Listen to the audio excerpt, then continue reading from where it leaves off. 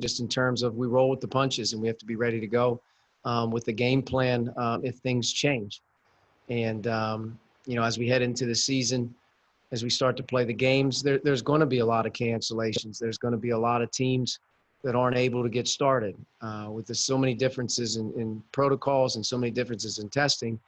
I think you're seeing the minute that you start to test more and more and more, you're going to deal with that. Thankfully, Big Ten Conference was on it very early. I know they took a lot of flack with football.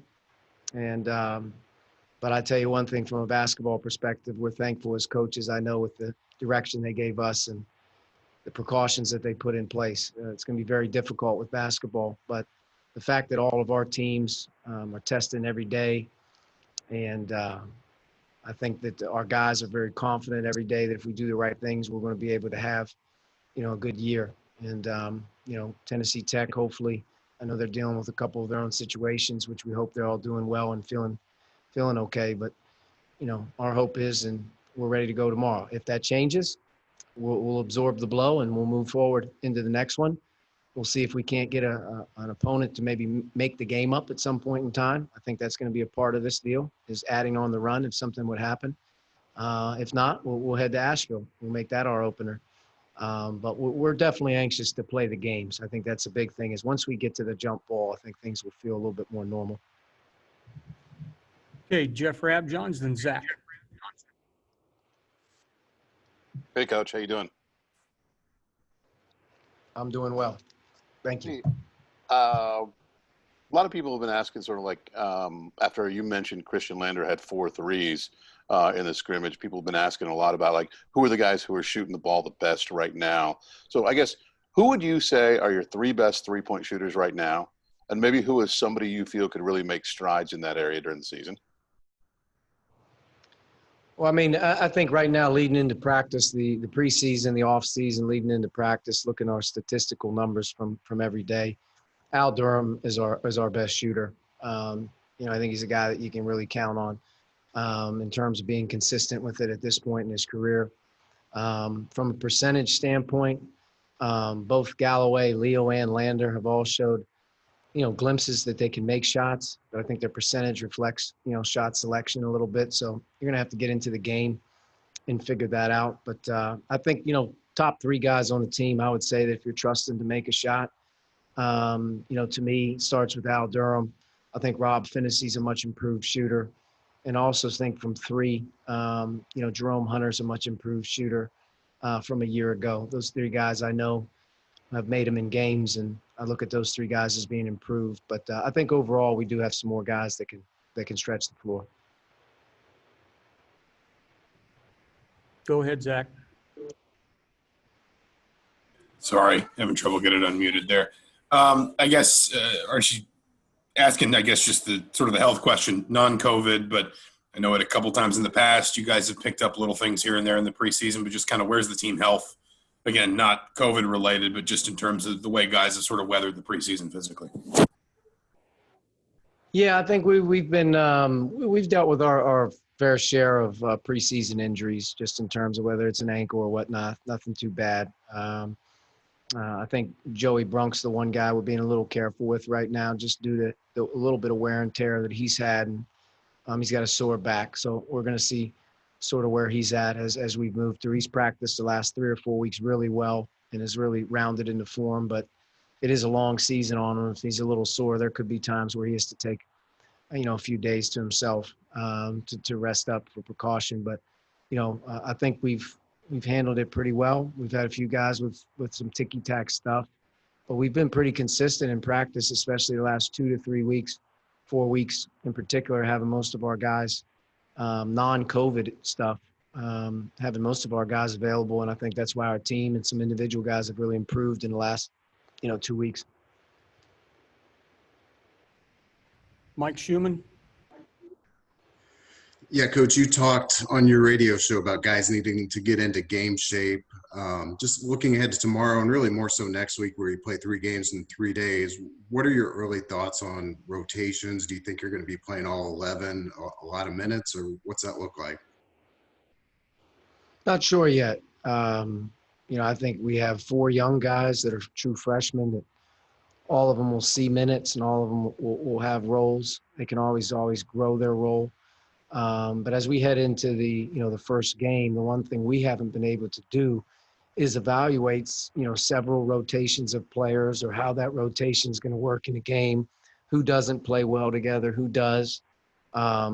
So without exhibition games or closed scrimmages and whatnot, we really haven't ever had to rotate anybody yet. Like I told our guys today, they think 10 guys play on game day. That's not the case. There's 5 that start. And then from that point forward, we have to develop a team, a team approach. And we haven't had a chance to do that yet. So tomorrow is going to be our first go at it in terms of planning. But I feel that all of our returning players are ready to play big minutes if they're asked to. I think our young guys are all going to see the floor at different times. Some could be more than others, but I feel like all 4 of those guys have earned their way to be able to see action here early in the season. And I think, planning-wise, the long game, you just don't know who's going to be available for you at certain times of the year. So every single guy on your team sort of has to have a little experience here moving forward. And we don't have the luxury of a lot of exhibition games and a lot of bye games here at the beginning. So, Wednesday night's very important. And then as we head to those 3 games in 3 days in Asheville, that's to me putting all of our feet in the fire to test our team, to test our rotation, to see how deep we really are. John Blau, then Kevin. Again, just in terms of the lack of scrimmages and all of that, do you expect there just to be some rust that every team in college basketball is going to have to kind of knock off in these first couple of weeks? And do you hope, because of the experience you have and the 7 returning guys, that you can kind of wade that a little bit?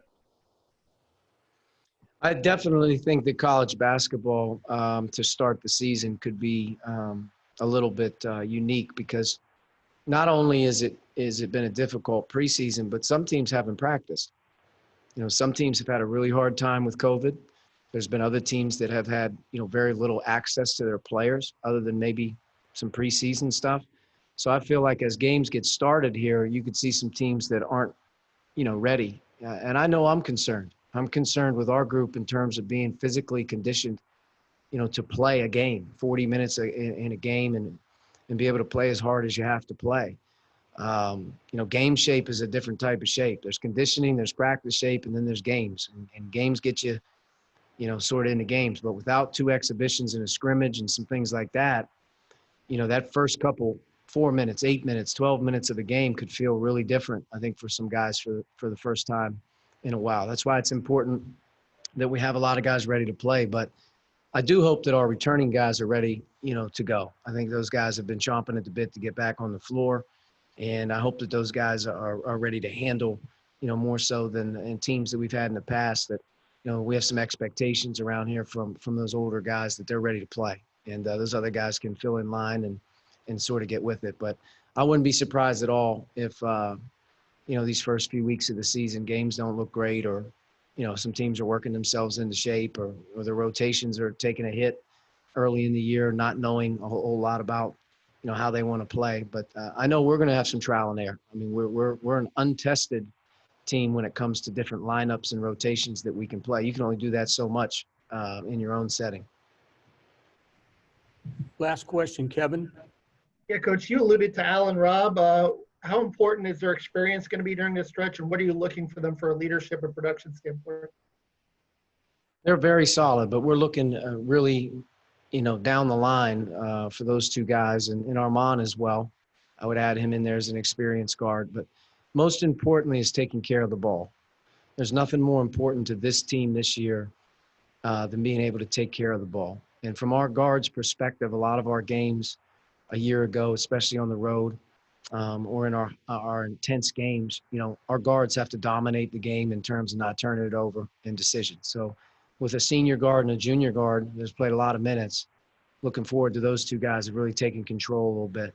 And Armand, as a year older, understanding that as well. And we need to really rely on taking care of the ball early in the season. If the games are going to be sloppy, if there's going to be some teams that have an opportunity to beat you, one of the ways that you get beat early this year is that you don't take care of it. We're looking for that. But I think more importantly than anything is those guys having their voice in the huddles, their voice on the floor, Defensively, making sure that we're organized with stuff. And, if you're out there with Christian or Trey or Anthony or Jordan, be mindful of those guys. And they've done a good job with that all fall. I think that Al's really playing, really well here the last week and a half.